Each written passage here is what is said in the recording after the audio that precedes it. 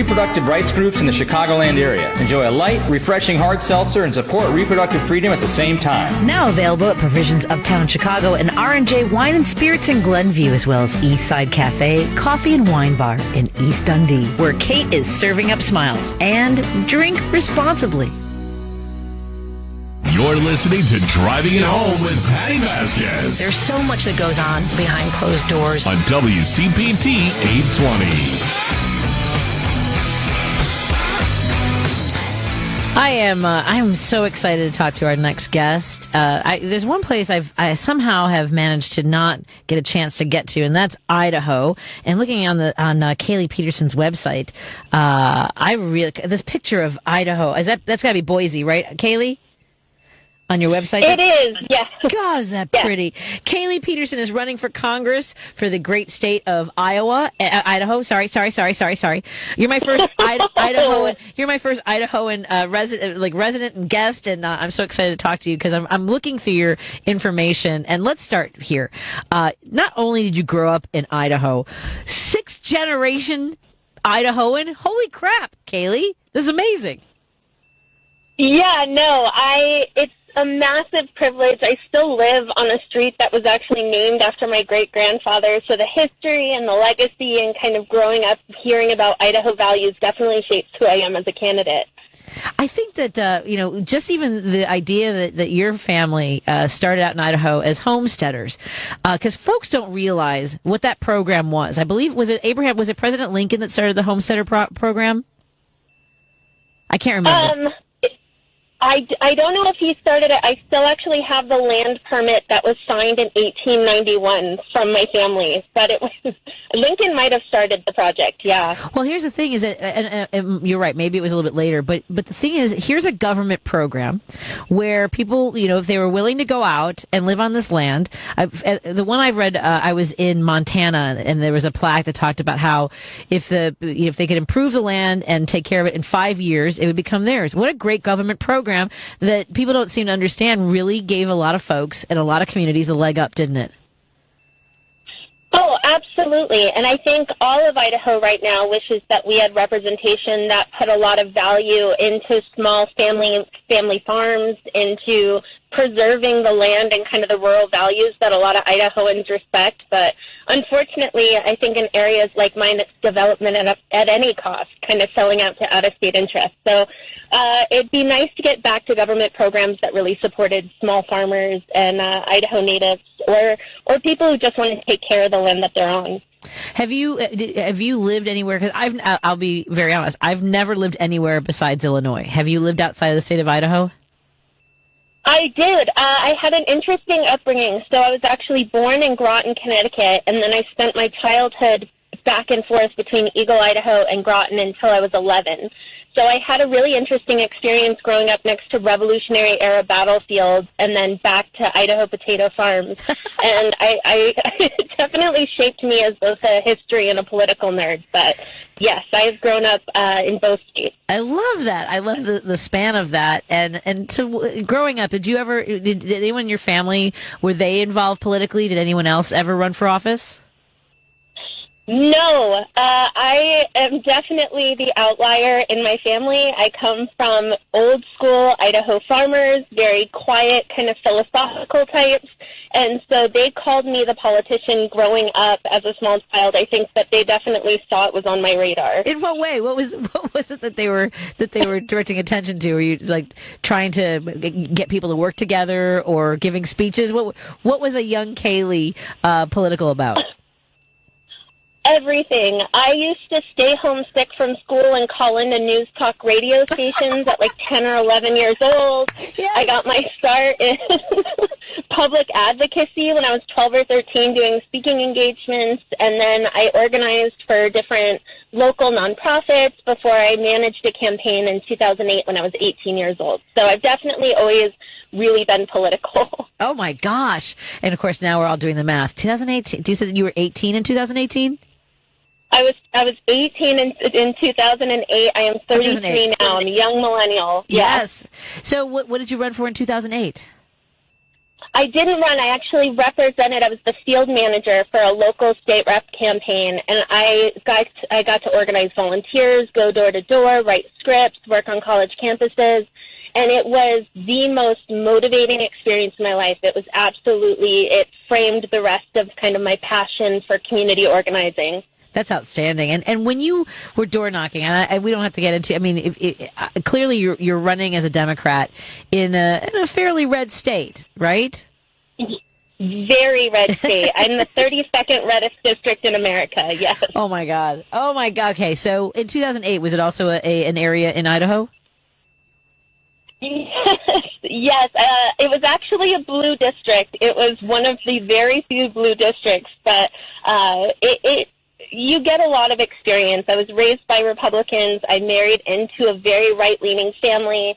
That is what my community is. So those conversations are the norm for me. Wow. So, okay. So you're running for Congress, and you obviously you've got the website up and running. When did you announce your campaign for Congress? So all of this started last year in March, the week of the filing deadline. There was a Facebook post saying that over 60% of the races in my district were running unopposed, and asking for people that would just be willing to put their name down on the ballot. And I raised my hand. I said, I can at the very least do that. I was in my freshman year of college. I'm double majoring in political science and criminal justice. And I was like, what better opportunity do I have to help and make a difference? And then after a few conversations, they asked me to run a full congressional campaign. And so I had 7 months before the 22 midterm elections, and I've been promising that I would run win or lose for the next 4 years ever since. And so I'm in this long term. Yeah, you are.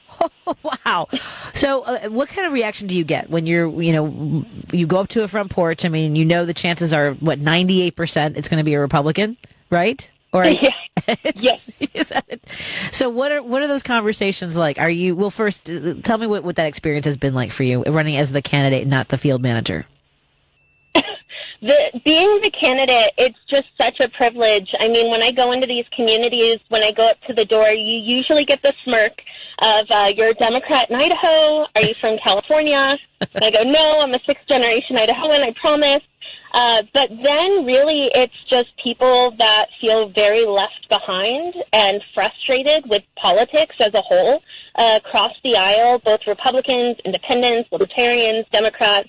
All of them feel very betrayed by our congressional delegation. And so I think there's a lot of middle ground and a lot of being able to relate to people. I'm a working class mom.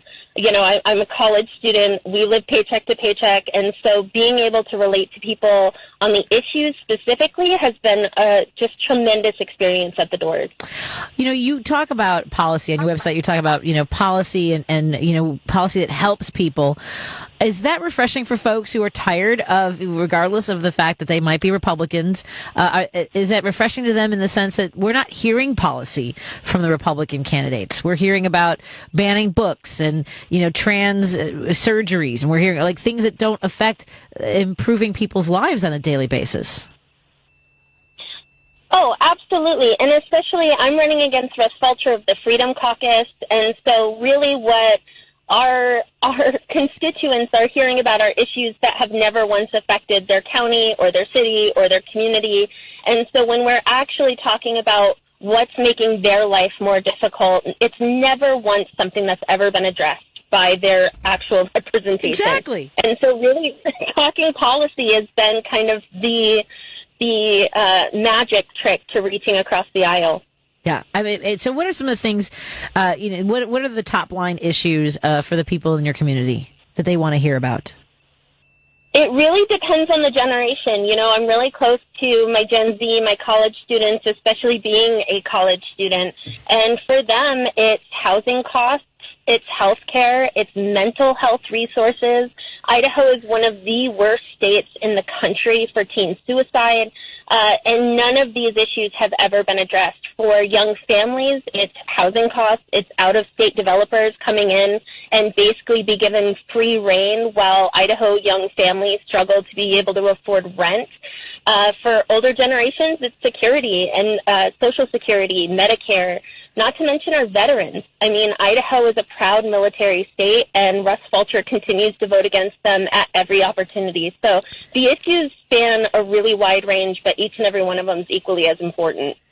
We talk to Jess Piper regularly. She's a dirt road Dem out of Missouri, and she ran for a state rep, and she, similar to you, that she would ring the bell and they'd be kind of like, oh, you're a Democrat here, huh? And the reaction she would get from some folks was, I'm a Christian, I can't vote for Democrats. Are you running into the same sort of attitude or response?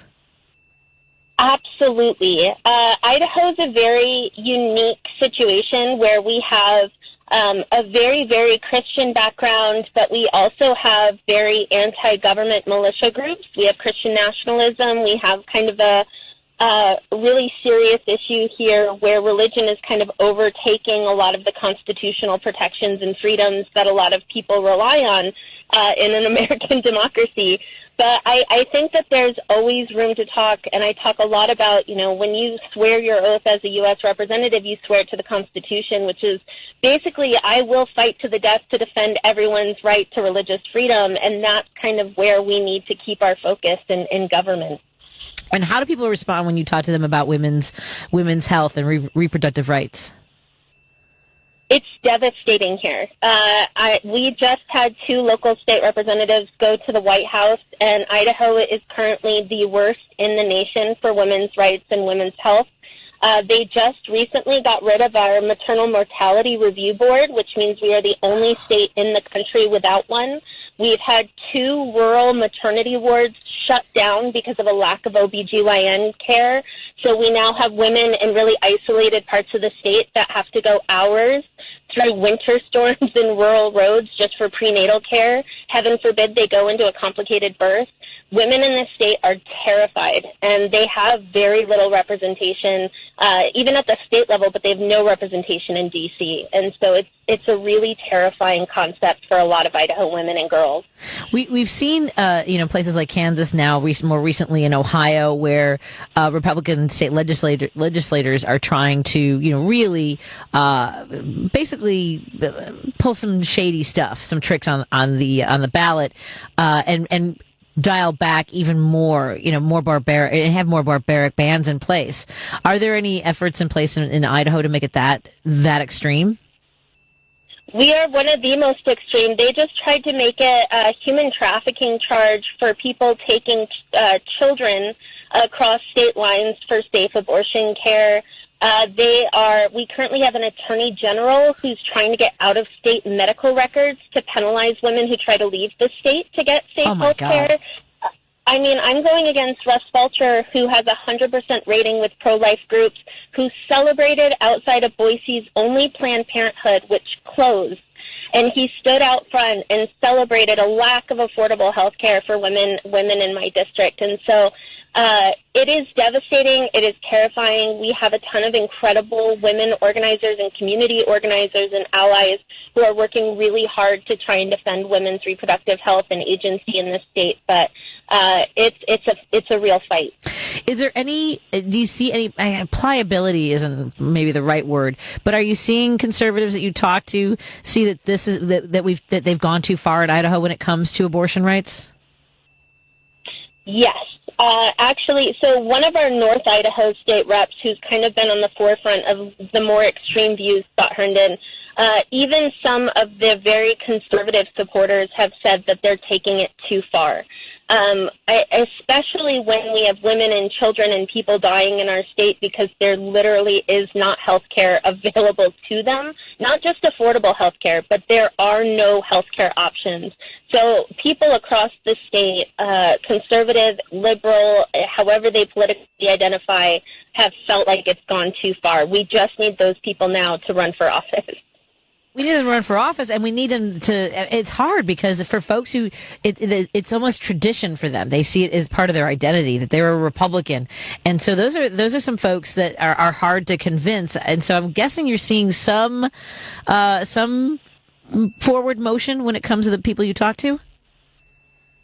Absolutely, but I mean that's what you talked about, Jess Piper. That's what being a dirt road Democrat is all about. It's most of these people, it's so social or cultural, their political identity, because they don't have any access to the political process. And so I think as a federal candidate who's promising to run again and again, win or lose, my job is reaching those communities that don't have any connection to their government or their representation so that they understand what this is really doing and how they can get involved. And I think campaigns like that, like Just Piper, we have my race here in Idaho, we have races all across the country. It's really important that these aren't forgotten Democrats, that we get kind of support in order to reach these rural voters who have been left behind for so long. I've been trying to figure out how we convince the National Democratic Party to get involved in these races rather than writing them off, because, they drop in. Joan Esposito talks about this a lot, that she's talked to people who, you don't want someone to just show up on an election cycle. You want people to be there and accessible all the time, be in the communities like you are. And as you mentioned, you're going to keep running. And I love that because then, what's his name? Fulcher? I really want to say something else. I'm sure other people call him something else. He can go on autopilot and not answer to anybody because it's just presumed he'll be in office. Oh, and that's what he's done for the last 2 to 3 decades. I mean, he's a career politician who just gets special interest money from out of state, and he doesn't have to respond to constituents' concerns. He doesn't have to be here in Idaho. We went 2,000 miles in the last 8 days, 8,000 miles this summer traveling the district, meeting voters who call themselves Republicans but are really frustrated with the process. And so it's really important that if it's the DNC or the DCCC or just Democrats or people across the nation who want to support important races, because every dollar that comes into this campaign goes straight to those rural voters. It goes straight to being able to drive up and down a 500-mile-long district. And there's so much work to be done, but there's so much opportunity in districts like mine, too. So it's exciting. It's a long road, but it's exciting. So folks probably wonder, why do you talk to these candidates in other states? Because we're looking for these blue dots and red C's. And yesterday we talked to Tennessee Brando. We talked to folks whether they're candidates or doing the organizing or elevating the conversation. And ultimately, what we want to do is find ways to support you. What can we do to help, Kaylee, in your bid for Congress in Idaho? Oh, well, I'm official bona fide politician now, so the very first thing I'm going to say is donate to the campaign. Every dollar just goes so far. Most candidates in districts like mine don't even raise $200,000 for a federal race. That number is pennies on the dollar compared to races across the country. So donating at KayleeForCongress.com, there's a big red donate button, but also it's visibility. It's going onto our social media, it's sharing our posts, it's sharing our events, it's talking to friends and family and organizations that you're connected to that support missions like ours. I mean, really, visibility for districts like mine make a huge difference to the constituents that I'm talking to who feel forgotten and left behind. So those are the two big top issues to help. Well, if you would be, and I know how busy your schedule is, and I want to thank you for taking time out to talk to us for a little bit. And I know that, as you mentioned, you've driven thousands of miles. I know you have thousands in front of you on top of being in school and being a mom. We want to thank you for taking on this challenge and committing to it for years to come. And we want to do everything we can to support you in this effort. And you're right. The donating money it helps her deliver her message. Kaylee, it's KAYLEE for Congress.com, and you can donate right there on the page. Follow. What's the best? Which all the social medias, same name, correct? Or is it Kaylee for Congress? All of the social media is Kaylee for Congress spelled out. Twitter is the only one that it's Kaylee 4 Congress. But Kaylee for Congress, there are no other Kaylee for Congresses, so I'm the only one that pops up on Google. And if you follow me on Twitter, I've already retweeted. Thank you for tweeting out that you're going to be on the show today. I really appreciate that. So we've had two powerful women on the show today, and I there's so many things that you touched on that I want to. If you have time, I'd love to have you on again. Whether we're going to talk about affordable housing, which is an issue everywhere. Does Matthew want to talk to Kaylee, or do you want to talk about the GOP? Are you going to watch the GOP debate tonight, Kaylee? Before I let you go. Oh, absolutely. I will be live tweeting that GOP debate. I just wish that my opponent would debate me on the stage for 2024, so fingers crossed. Oh, my God. What a wimp that he won't debate you. Yeah, fingers crossed. The other thing we can do is flood his office with phone calls and tell him to debate Kaylee. That's probably not going to be helpful, but whatever we can do. It would be very helpful. Please do so. I'm a speech and debate kid, so please call Russ Fulcher and tell him to debate Kaylee in 2024. I love it. We wish you the best of luck, and we'd love to touch base with you next week and see how you're doing and continue to support you. Anytime. Thank you so much, Patty. It was great talking to you. I appreciate it. And hello from the Gem State.